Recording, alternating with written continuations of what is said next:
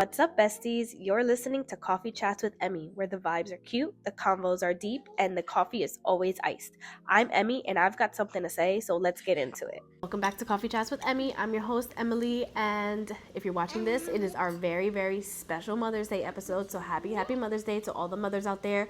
I hope you guys are enjoying the day exactly the way you want it. As you can see, I have my little sidekick next to me. I'm not sure if you can see her or not, but say cheese. Look at the camera, say hello. Hello. Look at the camera. Say hi. Hi. Today is going to be all about pregnancy, postpartum, motherhood, trials, tribulations, all that stuff.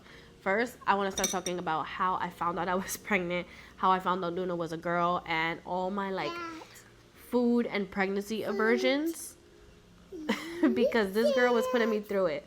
She was putting me through it. We used those line tests, and the line was so fake, but it was there. Immediately, I was crying. I was like, we need to go to the pharmacy and we need to get the clear blue one with the words.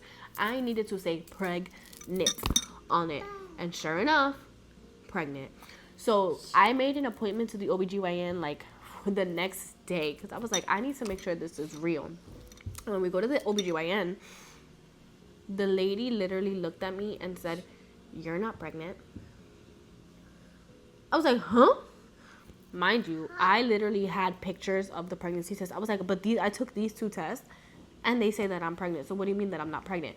And it just turned out that I found out so early that the line was so faint on the doctor pregnancy test. I found out and I was literally 3 weeks pregnant. At first they thought I was 5, but I was actually 3 weeks pregnant. I was like, whoa. That was early, and I just knew. I didn't even miss my period. I was maybe a couple of days before my period was supposed to come. I just knew it was just something in my gut that was I need to take a test. I need to, because I just feel like I'm not gonna get my period. And sure enough, I did not get my period. I was gonna send my parents via wine bottle, so I got this cute custom made label and everything. And it turned out that maybe the night before I was gonna tell them, or a couple of days before I was gonna tell them, my grandma on my dad's side had a dream that I was pregnant. And she calls them and she tells them about my dream, and then my mom calls me. She's like, "Do you have anything to tell me?" And I'm like, no. That question made my heart race. And she's like, "Oh, because your grandmother had a dream that you were pregnant, blah blah blah." And I hung up that phone call and I was like, oh my goodness, my grandma is a witch. What is happening? And so I called my boyfriend. I called my sister. I was like, what do I do? Do I wait? Do I tell them? Whatever. So I just could not hold it. So I ended up FaceTiming them, and I showed them the pregnancy test, and that's how they found out. It's not how I planned it, but that is how they found out. My pregnancy was good overall. The first trimester, I was super nauseous. It was really bad, actually. I could hardly eat some foods that I really enjoyed. I always craved bacon cheese fries or a Coke and fries from McDonald's. I loved those two things more than life itself. I just needed it every single day, and I think I had it every single day. I had a Coke and McDonald's french fries almost every single day. There was one time though that my boyfriend came home from work and he got Italian food from his job, and they had catered it or whatever, and it was lemon chicken. And one thing about me, I am a sucker for a good lemon chicken with spinach, and I was so happy. I scarfed it down. I purposely did not eat that night. I snacked until he came home so I could eat that. No more than 5 minutes later, I was vomiting in the toilet, and I sat on the floor of the bathroom sobbing, and I was like, I just wanted to enjoy my food, and I literally couldn't. I could not enjoy my food because that little girl made me throw it up. Here's a fun fact though. I thought Luna was a boy. We all thought, well, me and my boyfriend thought Luna was a boy. And so we went to the gender reveal. Honestly, I was dead set. I think the only one, because my sister was the gender holder, so the only one that thought it was a girl was my dad. He was adamant, no, it's a girl. It's a girl. It's a girl. I was like, no, it's a boy. So when we had confetti, and so when we popped the confetti, mine didn't turn. I could not turn mine for some reason. And so when Manny popped his and I saw the pink confetti, I was shook. I have that video somewhere on my Instagram and my TikTok, but I was shook.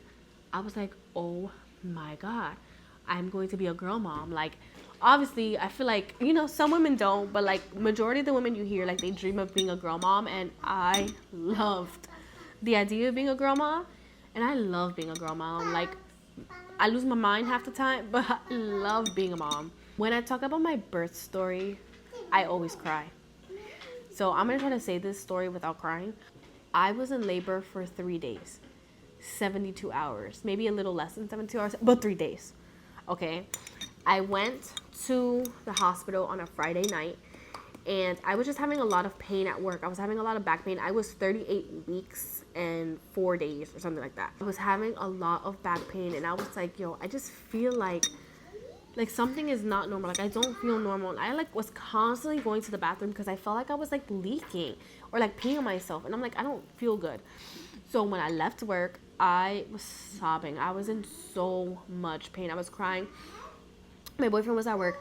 I was getting in an Uber to go home. And I was like, I can't, I cannot. So I was like, you know what, when I get home, I'm going to call the doctor. So I'm bouncing on my blue ball, and I'm like crying, and I'm calling the doctor, and I'm telling her how I feel. And she's like, oh, you sound like you're in labor. Like, you need to go to the hospital. My parents came, my parents picked me up, and we go to the hospital. And this, like, the pain is okay, but we get admitted into the little labor hospital section. And I'm having contractions, but I'm also like dilated a centimeter. A week before that, I had my regular appointment, and I was dilated only a centimeter. So I was still dilated a centimeter a week later. I was doing all the exercise and nothing was working. So I'm like, okay, but I'm having like very frequent contractions, and they're like, okay, like let's keep monitoring you. And so, like I said, I felt like I was leaking, but it turns out it was like nothing. My water didn't break or anything. So they're trying to figure out like what's happening, because did they do an ultrasound? I want to say they did one ultrasound, and like it looked like Luna didn't have any water. So they were worried about that. They were like, okay, what's going on? So it ends up that, long story short, my water ends up being broken by the doctor accidentally. It was an accident, to be honest. So she's doing a cervix check, and I feel like a whoosh, and she's like, oh, we found it because the water bag was hiding behind Luna. Like, whatever it was behind Luna. So that's why they didn't see it. And she broke it. And she was like, now you're definitely in labor. And I looked at my mom at the time, because he wasn't in the hospital, because I told him not to come, because we had gone to the hospital a couple of times, like with a scare, because like I just didn't know. So I was like, don't come until I tell you need to come. So I looked at my mom and was like, oh, okay. I called him. We had no bags ready. So he was frantically packing all of the bags. They admit me. Mind you, I went on Friday around 7 p.m. I was admitted into labor and delivery around 4:30. I was not in a room until 6. Once that happened, I was started on Pitocin because I was basically induced. So they started me on Pitocin, and everything was going fine. Everything was going smoothly. I was taking the contractions like a champ until I got to 4 centimeters, but let's get there. They were putting the Pitocin, whatever, and I believe they were checking me every hour to 2 hours. And when they were doing the service checks, I was not dilating. Like, it was just, nothing was happening. I was just there in pain, like nothing was happening. I was watching my mom and my man eat, and I couldn't eat, and I was just getting frustrated and tired and all that stuff. So finally, whatever, they're like, okay, let's put a balloon in you. So they ended up putting like a balloon to help me dilate, and that got me to 4 centimeters, but then my body completely stopped dilating. And then one thing I was noticing was that every single time, so they decided to like stop the Pitocin and continue the Pitocin to see how my body would react. So every time I was on the Pitocin, Luna's heart rate was dropping like significantly.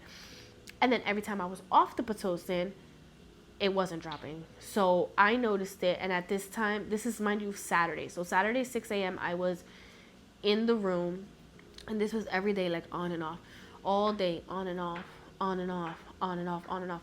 And I'm like, okay, like, what is happening. I got the epidural around like probably like 6 p.m. And I was proud of myself. I was like, yeah, I made it. I almost made it 24 hours. So I got it around 6 p.m. and that thing worked wonders. When I tell you, I was so fascinated with the catheter.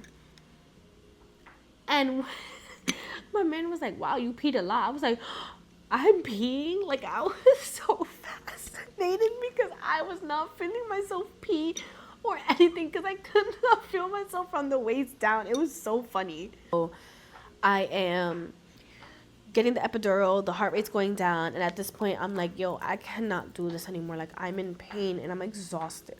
At this time, it's already Sunday, and it's Sunday 3 o'clock in the morning. And the doctor comes in and she's like, all right, here's what we can do.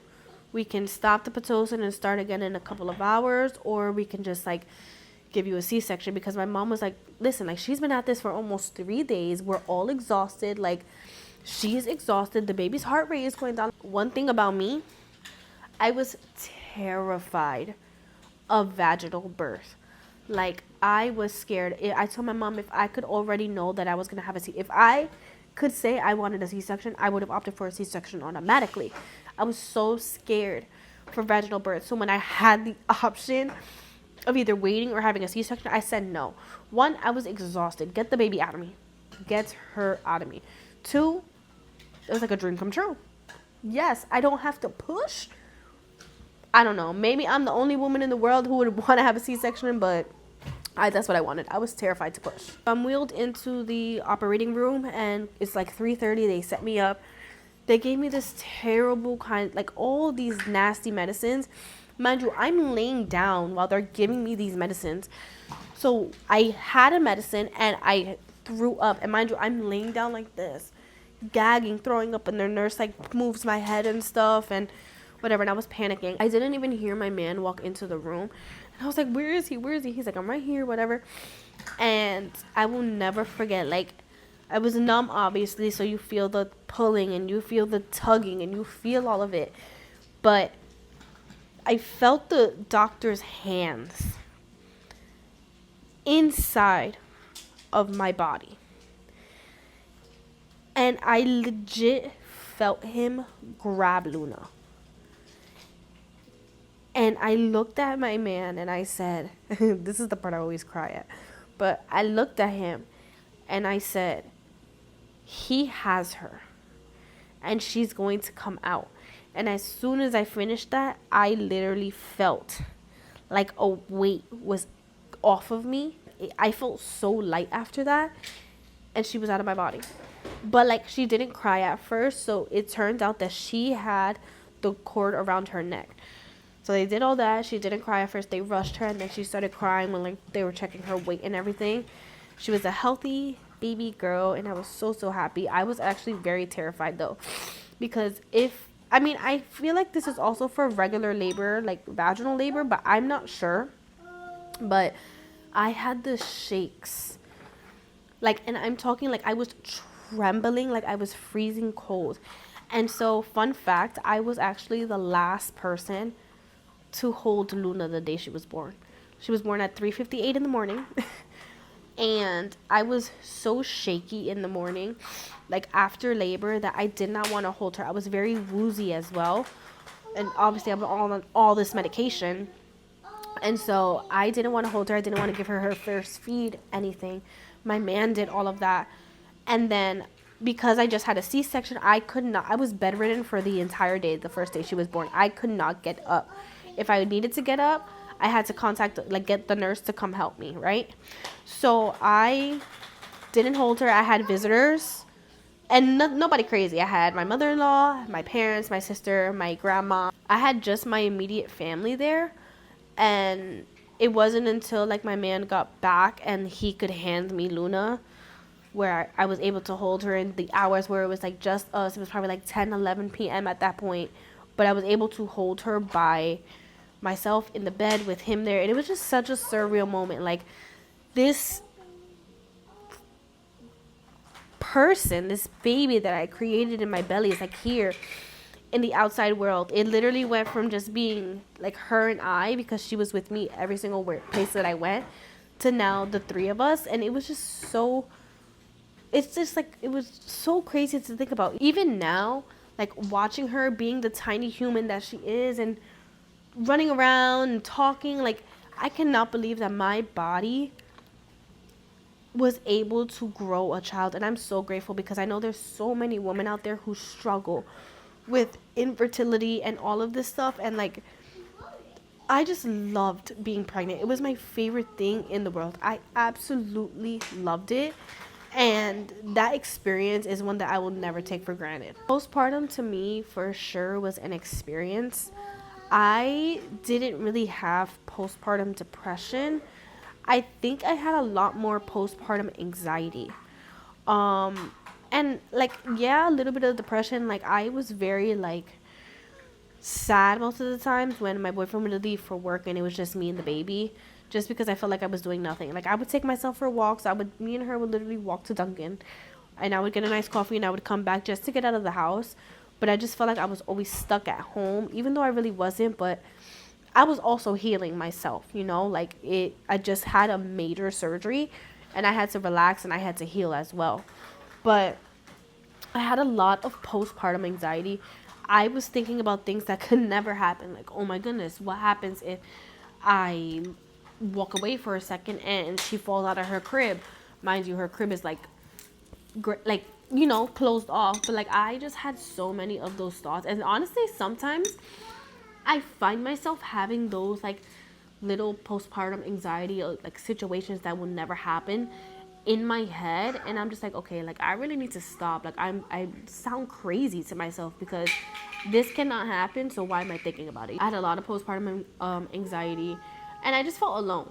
Like I wasn't alone, because, you know, my mom was come after work for the first 2 weeks and help me, especially because I was fresh and my boyfriend had to work. And obviously he was helping me when he was home before he left for work. But like when he left, I just felt alone. I remember those first few weeks that I was really by myself, where my mom didn't come help me and he was working there. I cried. And I wasn't scared. I knew what to do, but like it was just so new to me that like I was like, oh, like it's just me and my baby, but my baby can't talk to me, so I have no one to talk to. And it was just all those thoughts running in my head. It was really like hard. And that part of my life, like really, because I was feeling that way, I wasn't really opening up about it with my man. So it caused a lot of friction, because he didn't understand why I was feeling the way I was feeling, because I never communicated that. Everybody always talks about my body and how it doesn't look like I had a baby, and I'm very grateful for that, because I know a lot of women, like I never felt the pressure to bounce back. Like I didn't do anything. I didn't go to the gym. I didn't work out. It wasn't just like, oh my goodness, I need to get my body right. Like, no. Like I just acted the same way I always did. Like pressure to bounce back by society is really ridiculous, because your body grew a human. Like you grew a person. Why do you feel the need to pressure a woman to be like, oh, she still has baby weight?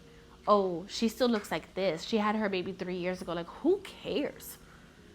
Who cares? She carried life. That is way more important than anything in this world.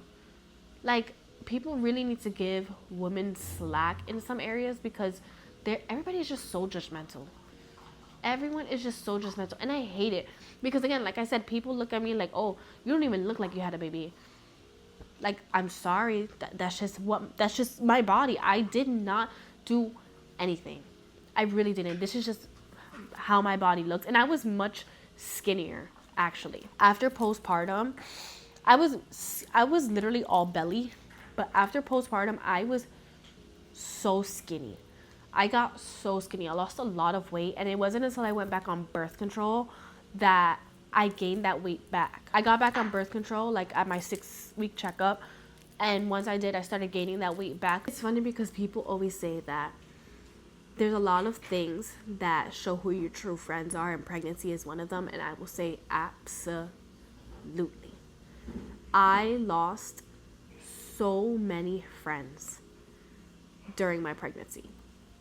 It was like it was like I had COVID. Everyone was running left and right, like they did not want to catch it from me. And honestly, I'm so grateful that happened, because I have a support system for me, for my family, for my child, that never wavers from helping if we need, for communicating, for contacting, for growing and getting to know my daughter, for loving her like their own. Like, they go above and beyond, and I will never not be thankful for our little village. I remember a time where, like, I did not know who I was. After having a baby, you really sit there like, who am I? Like, what do I like to do? Like, for me, it was like, oh, I'm a mom. Oh, I'm a mom. I can't, nope, I don't have time to do this because I'm a mom. I don't have time to do this because I'm a mom. I don't have time to do this because I got to take care of the baby. I don't have to. And this is where I started to get into reading again, because I was either watching TV or scrolling on my phone during those, like, newborn naps. And I was like, I need to do something that, like, is for me. And so I started reading again. And then that's when I started to think, okay, you know what? Let me start content again, because I know that people can relate to the motherhood journey. So let me do content, because content and reaching out to people and finding that community can help me get back to myself. And so I started my social media / reading journey, and it gave me a sense of, like, I don't want to say purpose. I feel like purpose is the wrong word to use, but it gave me a sense of, this is who I am. This is what I like to do. Not just Emily as the mom, but Emily as the person. I love to read. I love to do social media. That is my stuff. And that is for me. No one can take that away from me. My boyfriend doesn't like to read. My boyfriend doesn't do social media. That is Emily. Emily does social media. Emily reads. Emily the person. I am a person outside of being a mother, and it took me 2 years to really know that and to get my spark and my pink back, like they say, because I am so much more confident as the woman that I am today than the woman that I was when I was pregnant, the woman that I was during the newborn stage, and even the woman that I was before I even found that I was pregnant. I am so much more Emily now than I have ever been, ever. You guys already know the drill. I had to ask you guys questions on my social media, so I'm going to take the time to answer those. And honestly, these questions were really, really good. This first one makes me laugh because I know people have this misconception, is, was your pregnancy planned? Yes, my pregnancy was planned. Like I said before, I was on birth control, and so I knew that once I stopped birth control, we would get pregnant fast. That's what my doctor told me. We spoke, about everything, about having a kid, all that stuff. And so I stopped my birth control, and we got pregnant literally immediately. When they say, if you don't take your birth control for 3 days, you have unprotected sex and you have a high chance of getting pregnant, you have a high chance of getting pregnant. Did your man help you out at night with the newborn? Because mine barely does. Girl, I'm sorry that your man don't help you. I'm sorry, but to answer your question, yes, he did help me, and obviously he kind of had to help me also because I was recovering from a major surgery.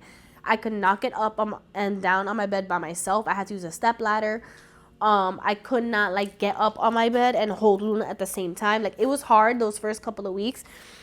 But yes, he helped me the newborn stage, and he still helps me now. He stays up with her so I can go to sleep. When you have a kid, it's all teamwork. It's not just one person who goes to have the baby. It's two. Yeah, the woman is carrying the child and all that, but the man also, that's their kid too. Why would they not help? I just don't understand men who feel like the woman have to do everything and it's the woman's responsibility, blah, blah, blah. You're the reason, to be honest, you're the reason why she's pregnant. So why are you not helping? What are 3 things that help me ground myself when motherhood feels rough? Ooh, this is a good question. I have to remember and I have to remind myself that Luna doesn't know. She doesn't know. She's literally a child. She has feelings. Yes, she knows feelings, but she doesn't understand what her, like, adults feel and adults go through, whether it's overwhelmed or overstimulated. They don't get that. They are just children. And so I have, obviously, like you guys know, I'm a teacher, so I come home and I'm very overstimulated from work, but I still have to try to, like, be on for her, and it's hard, but I do it because she did not ask to be born. She did not ask to be here. You know, she is our responsibility, and her happiness is our responsibility. That's one way. Honestly, 3 things. I always try to make sure that I have me time. Like, whether it's a shower, and granted, I don't take showers by myself because she's always coming in, but whether it's a shower where I can just stand there and enjoy the hot water or sit and read, like, that is one thing that I just need to, like, remind myself that this is just a season, no matter how tough it is. Even if it's like when she's sleeping in our bed and I want her to sleep in her bed because it's crowded, I have to remember that this is just a season in our life where she needs us close by, because when she's 15, she's gonna want nothing to do with me. So I want it now because I'm gonna be upset when she's 15 and she don't want to hang out with me, or she don't want to cuddle with me, or she don't want to watch a movie with me. What is one piece of advice you will give for anyone entering motherhood or are currently pregnant? You have to give yourself grace. There's no such thing as a perfect mother. You don't know anything. Pregnancy is wild. Motherhood is wild. You learn every single day. You don't know how to be a perfect parent. You learn how to be a great parent, but you can never be a perfect parent because you make mistakes. There are times where I lose my mind,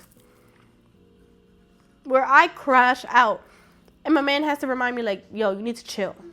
Like, yes, I understand why you're upset, but you need to chill because, again, she did not ask to be here. She is a child. She does not understand why I'm frustrated. She just sees mom is mad. And you don't want her to see those emotions. So you got to give yourself grace. If you got to go to the bathroom and take a deep breath, go to the bathroom and take a deep breath. How did you get out of the postpartum depression? So like I said, feel like I was more like postpartum anxiety, but I found things to really make me feel like me again. The reading, the social media, like that stuff really just gave me something to fill my own cup with, where I wasn't just filling everybody else's cup with the cooking and the cleaning the house and taking care of the baby, and I was filling my own cup. And that is the most important thing. Fill your own cup. Your life doesn't stop when you become a mom. You can still do things that you enjoy, and that is my biggest takeaway from motherhood. My life never stopped. My life started when I had this child. Are there times where I get frustrated? Yes. And I'm going to be really honest. This is like my second take filming this podcast episode because Luna was being loud and running around. And did I get frustrated? Yes. And I'm only human. I got frustrated because this is something that I wanted to do. For example, she just walked in the frame. But this is something that I wanted to do. But I have to remember, she's just excited. And she just sees mommy with the lights and the camera and the iPad. And she's like, what is mom doing? And she's so excited. And I just had, like my boyfriend helped me be like, you just can't get frustrated over things you can't control. And you always have to pour into your own cup. Find time. There's no excuse to have no time to pour into your own cup at all. Oh, I love this topic. People who didn't check on you during pregnancy, but then have the audacity to want to see you and the baby afterwards. If you did not check on me during pregnancy, we're not friends. If you did not ask me how I was doing postpartum, we are not friends. And you don't have access to my family, and you don't have access to my child. I do not care. Like I said before, I lost so many friends during pregnancy, but I don't care. If you did not check on me during pregnancy, if you did not check on me postpartum, you will never see my child. Ever. Like, willingly. If we pass each other on the street, sure, hi. But willingly, no, don't talk to me. Examples on what to prepare for a birth plan. I didn't have a birth plan. I just knew that I didn't want to push a child out of my vagina. That was my birth plan. I did not want to do it. I didn't have a birth plan. I honestly don't even know what a birth plan is. Like, we just showed up. And the doctors told us what to do. The doctors were telling us what to do. That was it. I didn't plan anything. I answered this one, but it's how did you find out you were pregnant and what was your initial reaction? I answered that in the beginning, but I was happy. We were happy. Like, I was like, yo, I was going to announce it. I was really trying to hold off on announcing it. But I was so excited that we were pregnant that I ended up announcing it the day I graduated with my master's degree. And I wanted to wait till our gender reveal to announce it. Can you imagine if I waited? And then the best part was when it came to when Luna was born and posting her newborn pictures. I don't know if you can see the frame. We were going to take professional newborn pictures. And so when she was born, I was like, no, like, I want to announce that she's born, but I don't want to show her face. So, like, I wanted to do, like, a finger hold, foot hold, whatever. But she was so cute that I was like, yeah, there's no way I have to show my child off. Like, forget it. I'll post the newborn pictures, too. But she looks so cute. And I got the cutest outfit for her. I was like, yeah, no. She's wearing this, and this is the picture that I'm posting on social media. And sure enough, I posted it on social media. It's my pinned one. Go like it. As both a mom and a teacher, how do you approach your daughter's learning? So when it comes to, like, games or TV shows, she only watches education. When it comes to games or TV shows, she only watches educational things and plays educational games. She watches Miss Rachel, and it's a lot of repetition because obviously she's at a young age where she's going to repeat so much. So we'll watch those shows and then we'll incorporate them into our life. And then sometimes you even catch her singing the songs and making up her own songs with those own beats and talking about animals and the sounds they make, or sings the ABCs and the sounds that they make. It's all about repetition. And obviously she's only 2. So, like, I'm not sitting here like, oh, we need to do an hour of school every single day, because she's literally 2. Like, she's going to learn at her own pace. And I really try not to, like, make sure that she's on track for her age, because I really don't do that. But I feel like she knows a lot of stuff for being almost 2.5 years old. And she just started talking in full sentences. And again, that's all a lot of repetition and just teaching her. You have to teach her. You speak to her like an adult. Speak to your children like an adult. Don't baby them. If you speak to them in baby language, they're going to start learning and picking up on the baby language. But if you speak to them like an adult and very straightforward, they're going to pick that up faster and also imitate that as well. This is where I'm going to end it. I hope you guys, again, enjoyed this episode. And I hope everybody who's watching this, if you're a mom, I hope you have a great Mother's Day. And I hope you get everything that you want. Everything. If you want to relax, I hope you were able to relax. If you don't want to cook dinner, I hope you were able to not cook dinner. And remember, take it easy on yourself. There's no perfect parent. And communicate with your partner. If you need help from your partner, communicate. Because, fun fact, they cannot read minds. And that's what I thought. I thought my partner would be able to read my mind and, like, be able to tell, like, hey, she needs a break. But they can't. So communicate. Love you guys, and thanks for watching. Bye!